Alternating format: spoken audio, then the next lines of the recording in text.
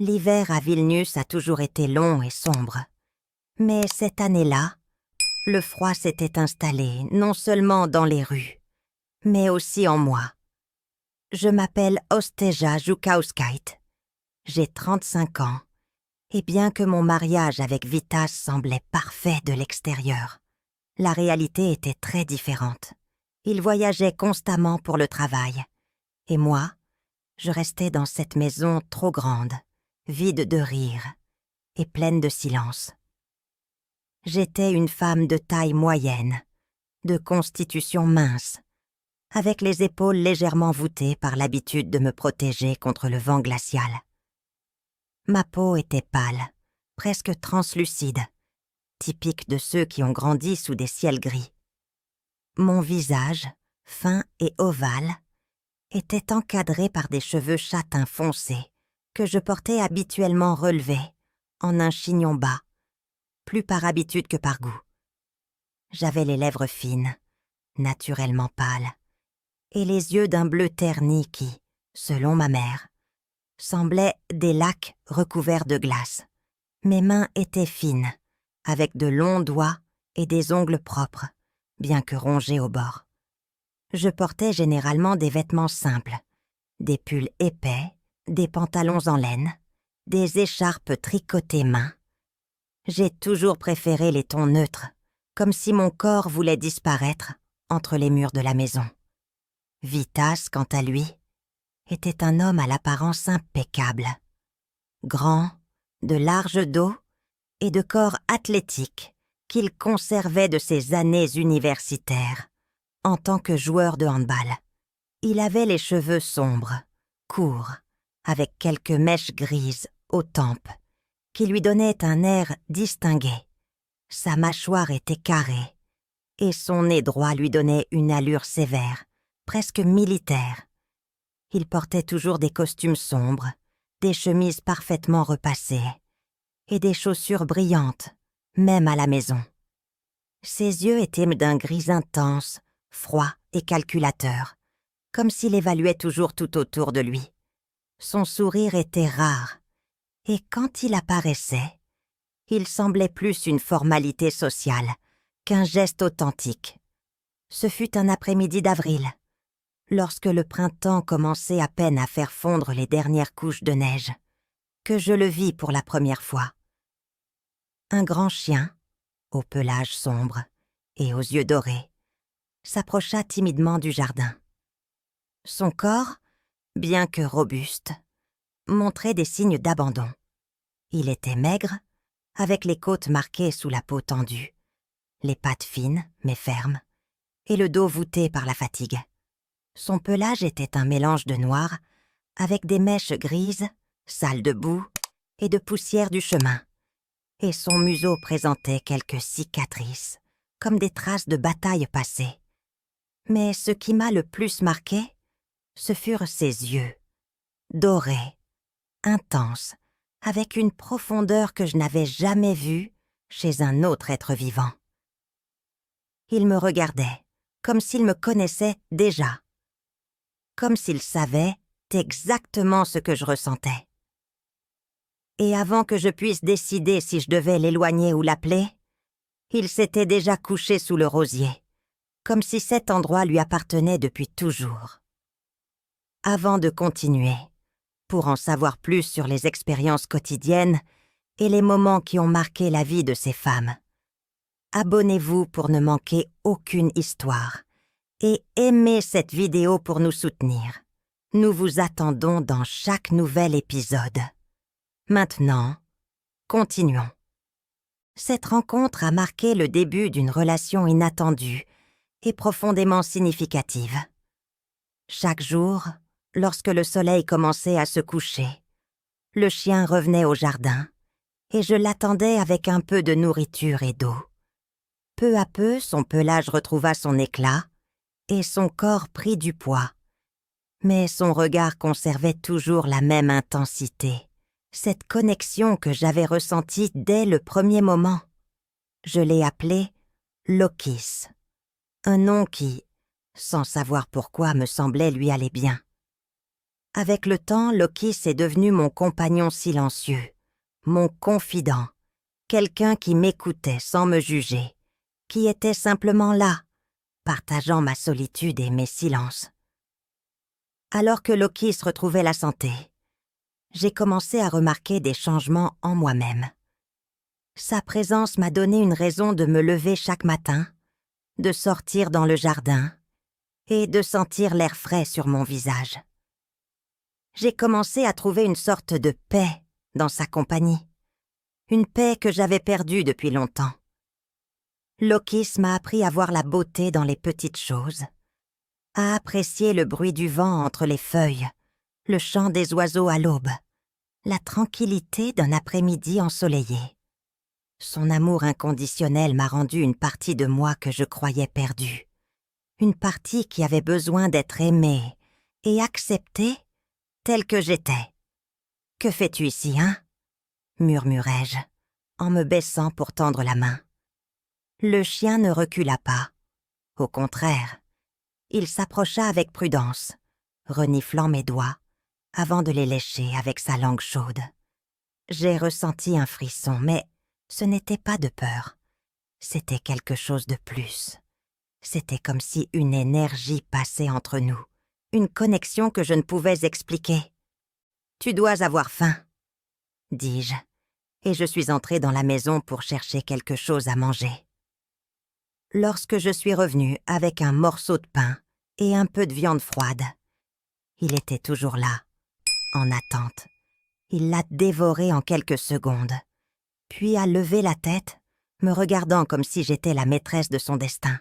« Je ne peux pas te laisser entrer, » murmurai-je, bien que je sache que je mentais.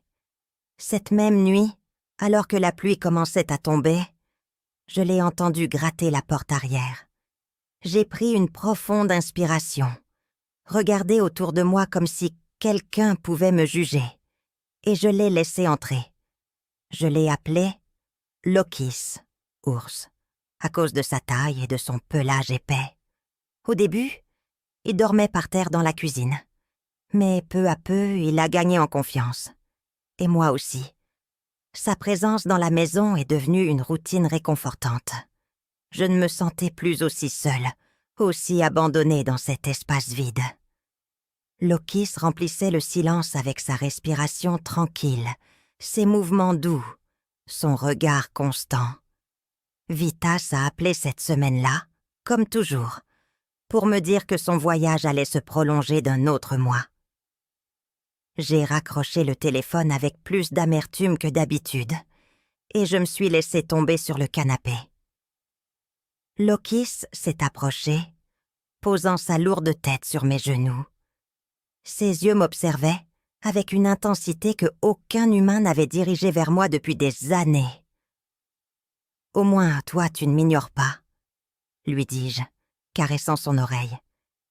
Il a répondu en me léchant la main, puis le poignet. Et soudain, sans y penser, je me suis surprise à le laisser lécher mon bras. La chaleur de sa langue était étrangement réconfortante.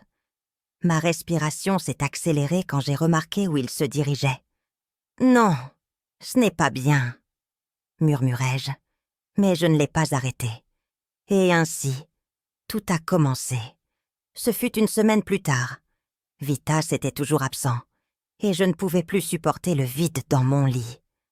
Lokis dormait à mes pieds, mais cette nuit-là, je l'ai appelé. « Viens ici, » murmurai-je, tapotant le matelas à côté de moi. Il a obéi, montant avec précaution, comme s'il savait qu'il franchissait une limite. Lorsqu'il s'est couché à côté de moi, son grand corps chaud s'est collé à mon dos. J'ai senti son souffle dans ma nuque, ses pattes m'entourant presque comme une étreinte. Et alors, j'ai bougé ma main en arrière, touchant son pelage, glissant plus bas. Ce n'était pas quelque chose de planifié. C'était un besoin. C'était un acte de rébellion contre la solitude et l'abandon. Il a répondu comme seul un animal peut le faire. Sans jugement, sans mensonge, seulement par instinct pur. Sa présence comblait le vide que Vitas avait laissé. Et à ces moments-là, je me sentais vivante à nouveau.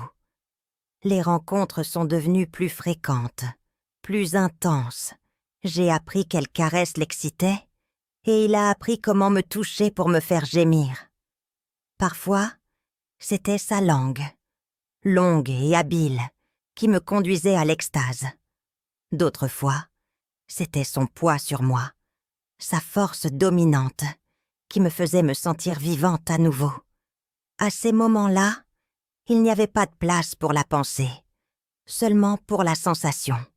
C'était une connexion primitive, une danse d'instinct, qui nous unissait d'une manière que je n'avais jamais expérimentée avec un autre être.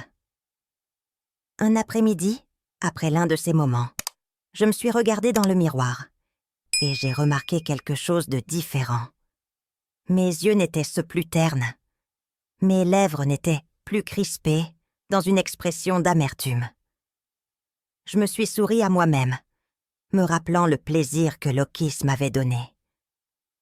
Pour la première fois depuis longtemps, je me suis sentie désirée, valorisée. Et bien que je sache que ce que je faisais était tabou, je ne pouvais nier la satisfaction que je trouvais dans ces moments. Personne n'a besoin de savoir, murmurai-je. Mais au fond, cela ne m'importait plus. Tout a changé lorsque Vitas est revenu de manière inattendue. Je l'ai entendu ouvrir la porte principale, et mon cœur s'est accéléré. Je me suis levée d'un bond du lit, où Lokis s'était couché à côté de moi. Le chien a grogné légèrement, percevant mon anxiété.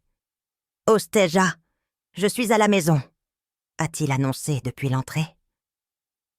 Je suis restée paralysée, ne sachant que faire. La présence de Vatas a brisé le charme de mon monde secret, et soudain, tout ce que j'avais fait m'a semblé une folie. Mais il y avait aussi une partie de moi qui se sentait libérée, qui ne voulait plus vivre dans le mensonge et le silence. « Tu dois te cacher » lui dis-je, le poussant vers l'armoire. Vitas est entré dans la chambre à coucher avec un sourire fatigué, ses pas résonnant sur le plancher de bois. Il tenait une valise à la main, et son manteau était accroché à son bras. Sa présence a rempli la pièce, mais je ne me sentais plus à l'aise avec lui. « Quelle surprise, hein ?» dit-il en s'approchant pour m'embrasser. Sa bouche avait un goût de menthe et de distance. Ce n'était plus pareil. Le baiser était mécanique, sans la passion d'autrefois, et je me suis rapidement éloignée. « Bienvenue à la maison », murmurai-je, forçant un sourire. Cette nuit-là, lorsqu'il a tenté de me toucher, je me suis écartée. « Je suis fatiguée », mentis-je, me retournant sur le côté. Il a froncé les sourcils, mais n'a pas insisté. Je pouvais sentir sa confusion, mais aussi sa fatigue. Après tant d'années de mariage, il savait que quelque chose avait changé, mais il ne voulait pas encore l'affronter. Les jours suivants ont été tendus. Vitas a remarqué que Lokis ne dormait plus dans la cuisine, mais dans ma chambre. Il a remarqué comment le chien me suivait partout, comment il me regardait avec ses yeux dorés, qui semblaient me comprendre mieux que quiconque. Sa présence constante dans ma vie avait comblé un vide que je ne savais même pas exister. « Qu'est-ce qu'il y a entre vous deux ?» a-t-il demandé un soir, d'une voix froide et accusatrice. Mon cœur a battu plus fort. Je savais que la question était inévitable, mais je n'étais pas préparée à l'affronter. « Rien, nous sommes juste proches », ai-je répondu, essayant de garder mon calme. Il n'a pas compris. Mais Lokis, si. Cette même nuit, lorsque Vitas s'est endormi, le chien s'est glissé sous les couvertures et a trouvé ma main. Sa présence était réconfortante, une connexion qui me donnait la force d'affronter ce qui venait. J'ai su alors que je ne pouvais plus continuer à vivre dans le mensonge. Je ne pouvais plus faire semblant que tout allait bien lorsque mon cœur savait que j'avais trouvé quelque chose de plus vrai et de plus profond, La relation avec Lokis avait réveillé en moi une passion et une vitalité que je croyais perdues à jamais. Le lendemain, j'ai dit la vérité à Vitas. Je l'ai trouvé dans la cuisine, en train de préparer le petit déjeuner. Et j'ai pris une profonde inspiration, avant de parler. « Je ne t'aime plus, pas comme avant », ai-je dit en le regardant dans les yeux. Il a pâli, mais ne semblait pas surpris. Peut-être l'a-t-il toujours su. Peut-être a-t-il toujours su que notre mariage était une façade, une illusion de bonheur qui s'était estompée avec le temps. « C'est à cause du chien ?» a-t-il demandé avec dégoût dans la voix. Je n'ai pas répondu. Je n'avais pas besoin de le faire. La vérité était écrite sur mon visage, dans la manière dont je regardais Lokis, dans la manière dont ma vie avait changé depuis qu'il était arrivé. Lorsque Vitas est parti, j'ai fermé la porte et je me suis laissé tomber sur le sol. Lokis s'est blotti à mes côtés, léchant mes larmes. Sa présence était un baume, une source de réconfort au milieu du chaos. « Nous n'avons que nous-mêmes maintenant », murmurai-je, caressant son pelage. Et pour la première fois depuis des années, cela suffisait. Je n'avais besoin de rien d'autre. Je n'avais pas besoin de l'approbation de quiconque, ni de la compréhension de quiconque d'autre que la sienne. Lokis m'avait appris que l'amour n'a pas de forme définie, qu'il peut être trouvé dans les endroits les plus inattendus et sous les formes les plus inattendues.